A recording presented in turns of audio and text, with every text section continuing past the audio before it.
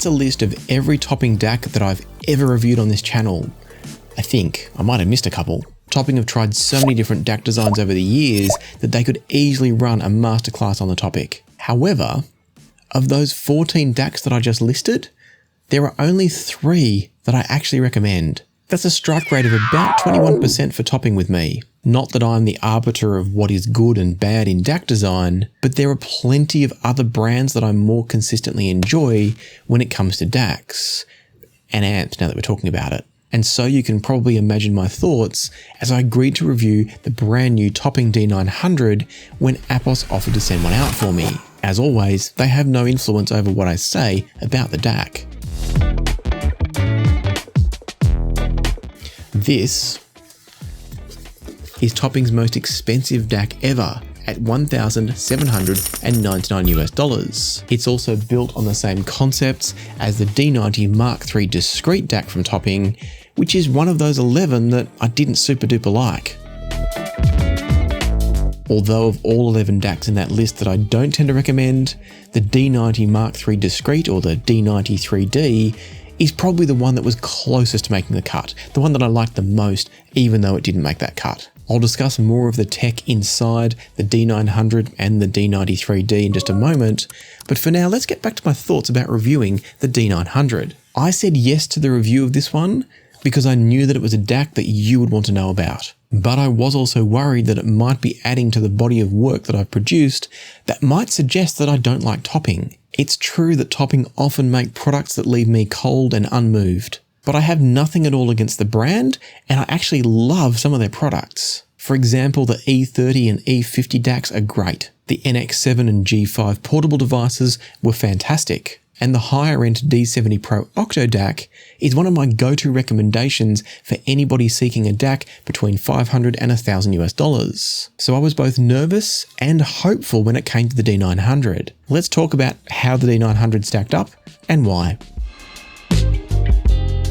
Of course, one of the first hurdles for the D900 to get over was to prove to me that it was significantly better than the D90 3D. The D900 costs $800 US more than the D90 3D, but both are using the exact same 1-bit decoding approach.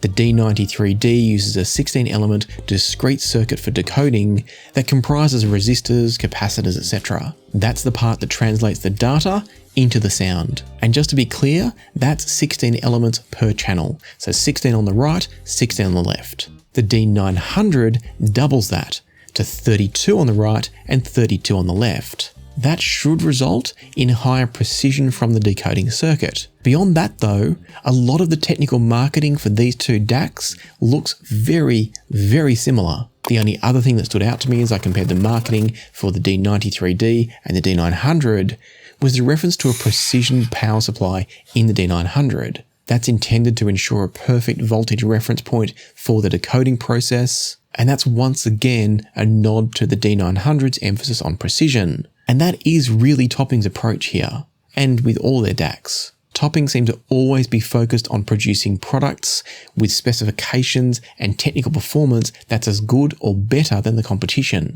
Tiny THD or signal-to-noise ratios that are well beyond anything that we should audibly be able to perceive. Unfortunately, to me at least, Topping seem to have a habit of designing to the numbers and maybe not so much using their ears. Some of their great measuring DACs sound cold, sterile, and devoid of any sense of musical engagement to me. Others, like the D70 Pro Octo, E30 and E50, absolutely nail musical engagement. So, is it a question of pure luck? And if so, where would the D900 land? Would it be a musically enjoyable masterpiece, or a technically flawless exercise in musical mediocrity? With these two 1-bit discrete topping DACs connected to the Burst & Soloist Voyager, acting as a preamp, driving the LAiV GAN-M monoblocks, and then from there driving the ProAct Response D2R speakers, I took a listen. With the D90 3D, Anne Brun's vocal was perfectly out in space, hovering in the soundstage. It was absolutely beautiful. And as I said before, the D90 3D is probably Topping's best DAC to not quite make the cut of a DAC that I would recommend. mainly because there's other products around the same price that still sound a little bit better. As I continued listening via the D90 there's a percussive sound in these days that's out in the right-hand channel, and it was actually hovering beyond the right-hand speaker, like further out towards the wall, and also closer to me than the front of the speakers too. And what I mean is that everything was just sounding fantastic. The D90 is an excellent DAC, it's just beaten by some better competition. Switching the inputs then on the Soloist Voyager to then listen to the D900 brought me much the same experience.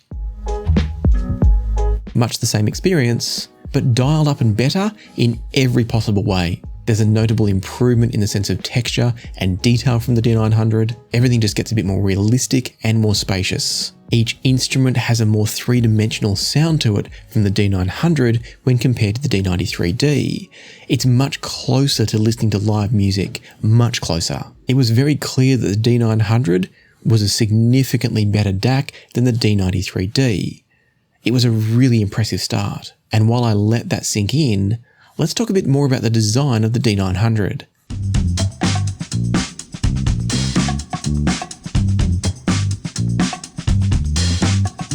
On the back of the D900, you'll find many digital inputs, from USB-B and USB-C to a pair of optical and a pair of coaxial inputs, and then there's also AES and I2S too. That's I2S as well, not some new version of I2S. That means that basically every music playback digital input type is accounted for here, except maybe HDMI ARC if that's something you ever use for music playback. When we then get to the outputs, things are good and maybe not so good depending on your take.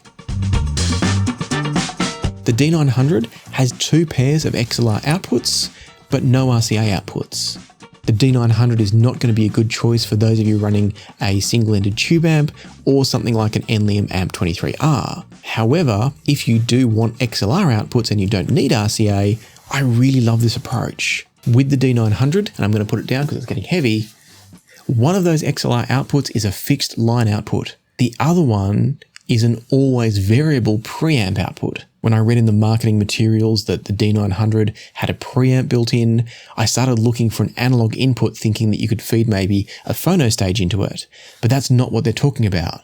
What it means is that one of those XLR outputs is constantly being volume controlled with the volume dial on the front of the D900. That means you could send the line level XLR output to say a headphone amp that's got its own volume control, and then you could use the other pair, the variable pair of XLR outputs, to go off to your power amp and control the volume with the D900, either with the volume knob on the front or the nice included aluminium remote control. It would also be equally as good, of course, with a set of active speakers from that variable line output. And the reason I love this design is that it makes it very quick and easy for those of you bouncing between maybe, as I said before, headphone amps 1 minute and something like a power amp or active speakers the next. With other topping devices, you might have to be switching between the outputs all the time, or you might have to be changing the actual cables all the time. With this one, you don't.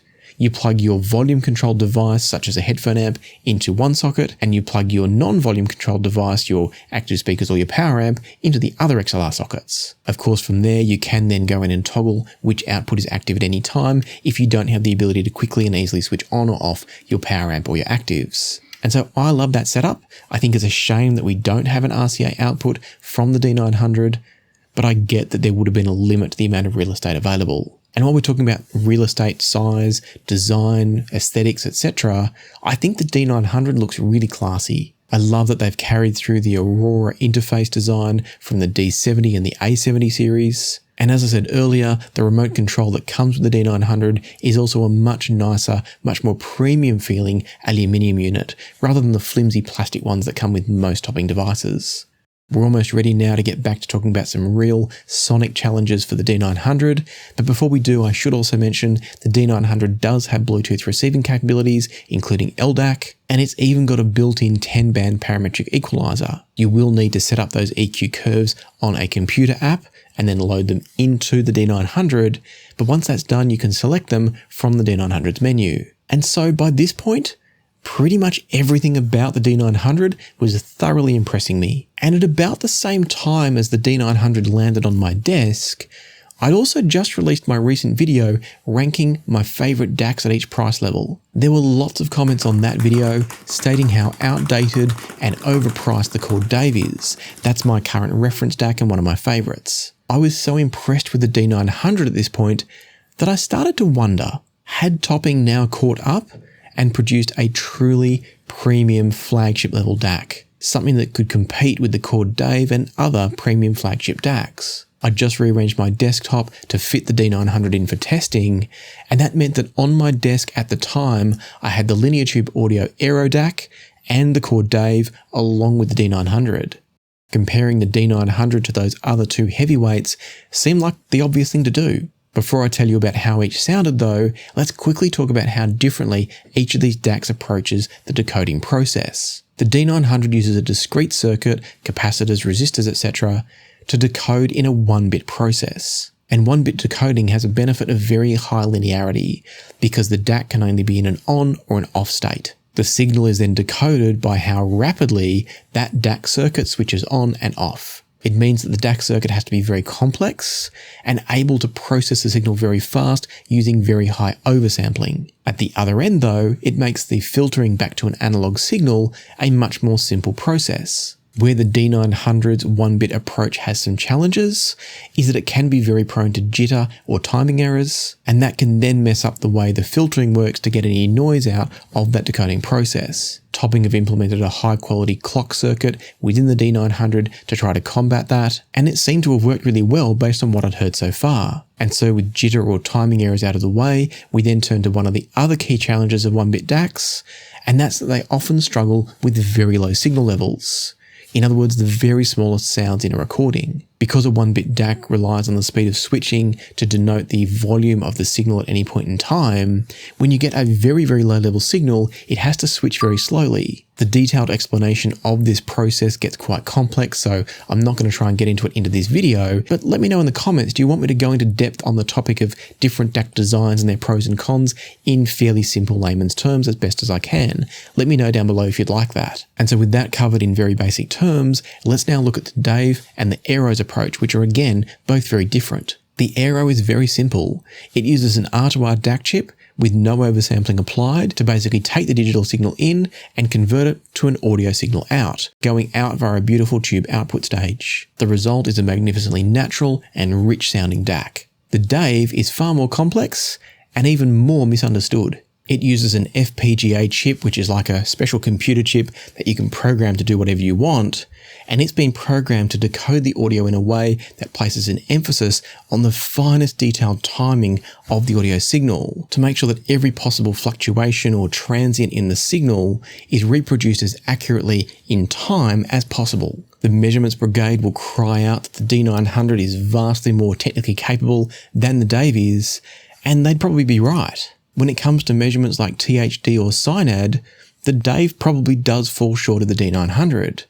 I'd go so far as saying it definitely will fall short of the D900. But when it comes to hearing depth in the soundstage, nuance in the timbral qualities of each instrument, and three-dimensionality in the music, I was yet to hear the DAVE's equal or better. As I started connecting things up for this test and this comparison, I didn't take note of which DAC I connected to which XLR input. I knew that the DAVE DAC was connected via RCA to RCA input 1 on the Burson Soloist Voyager, but I didn't know if XLR 1 went to the D900 or to the Aero DAC, and therefore I didn't know what was on XLR 2 either. And so I was all set up, and my challenge became to work out blindly which DAC was connected to XLR 1 and XLR 2.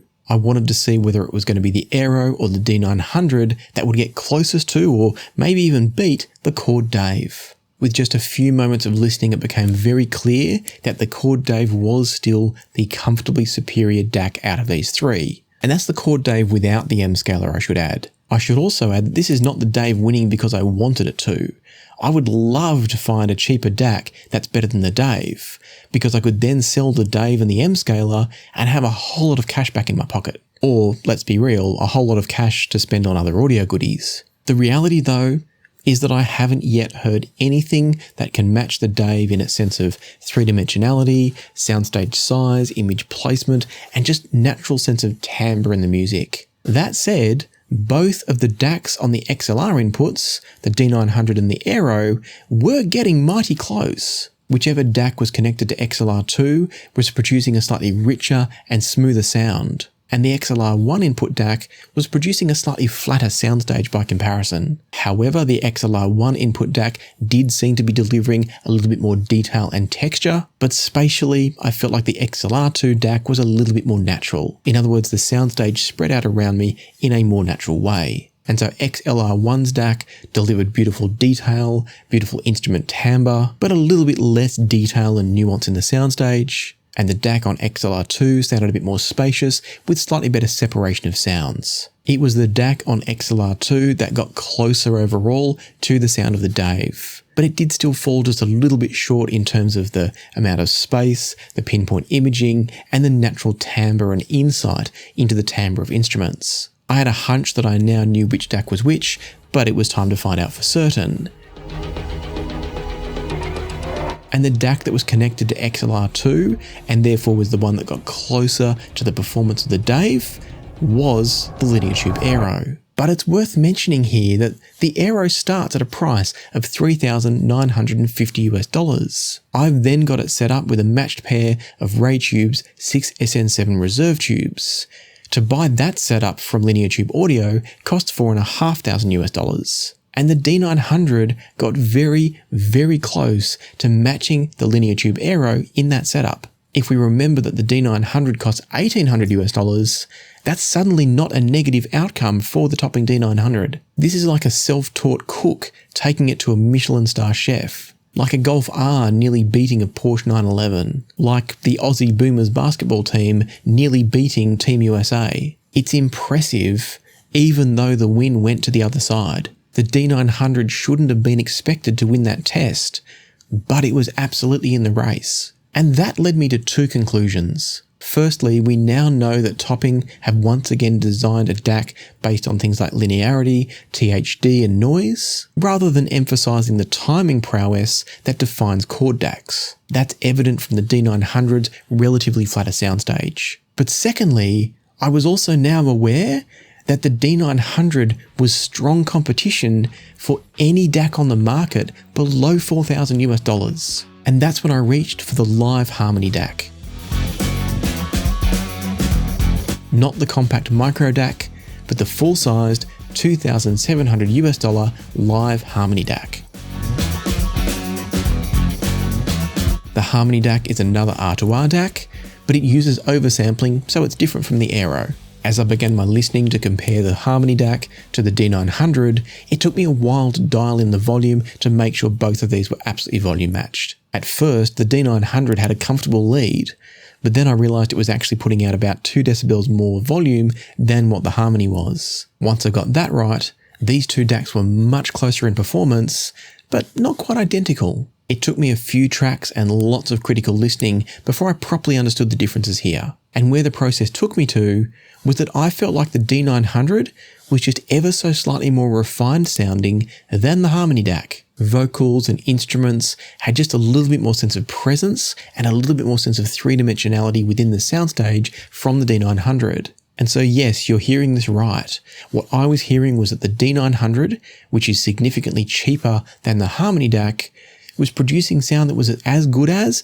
and maybe a little bit better than the Harmony DAC. That was impressive, but there was one small catch. With the way that I was set up and the cables that I had on hand, I was feeding the LAiV Harmony DAC from a USB feed coming out of my computer via a JCAT USB card, whereas the D900 was getting an I2S feed from the Volumio Revo Plus streamer. It was possible that the input of the D900 was of better quality than the input into the Harmony DAC, so I decided to switch things up. I rearranged things a bit to make sure I was sending I2S to both devices to see if that would level the playing field, and it did. Sending I2S into the Harmony DAC from either the LAiV Micro DDC or from the Singsa SU6 closed the gap between the Harmony and the D900. Both DACs were now essentially identical. And I say essentially because on things like detail retrieval and the technicalities of sound, I would say both were absolutely comparable.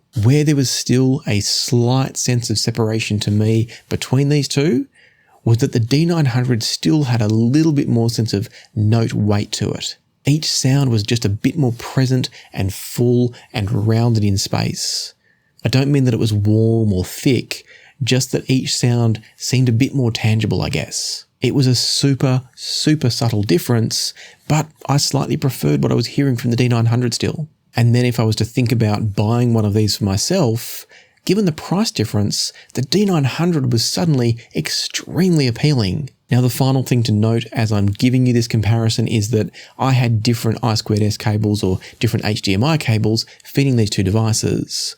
And the cable going into the topping D900 was the excellent RiCable Supreme Mark II HDMI cable. That's been optimized for I2S, and somehow it does sound better than other HDMI cables. It was plausible, therefore, that was the reason that the D900 had a slight edge, and I'll be doing a full video soon about I2S transmission, how it works, what it's about, and potentially, if I can find out, how a cable like that could maybe make a difference. For now, what I would say, given the differences in cables that I had to use because I didn't have two matching cables, for now what I would say is that I think this makes the D900 and the LAiV Harmony DAC essentially comparable. You could choose one or the other, and I don't think you're going to really notice a difference. That means the decision then comes down to price, which is massively in favor of the topping D900, but also might come down to other decisions such as features, aesthetics, and ecosystem. LAiV have crafted a vastly superior ecosystem of products, including their HPA2 headphone amp and preamp, their GAN M monoblock speakers that are coming up for review soon, and I believe there's more to come as well. However, if you're only in the market for a DAC, I think it's impossible to ignore the topping D900 with its sub $2,000 price tag and nearly $3,000 performance. This is a DAC that I'm absolutely highly recommending. Yes, I am highly recommending a topping DAC. I think they've absolutely nailed it with this one. As always, you can get one for yourself via the links in the description down below. And if you've enjoyed this video and you want to know more about what the differences are between great DACs like the D900, the Harmony DAC and the Aero, and then amazing DACs like Chord TT2 and DAVE, I've pinned a video here at the end that's going to explain a lot about what's going on. So watch that one next.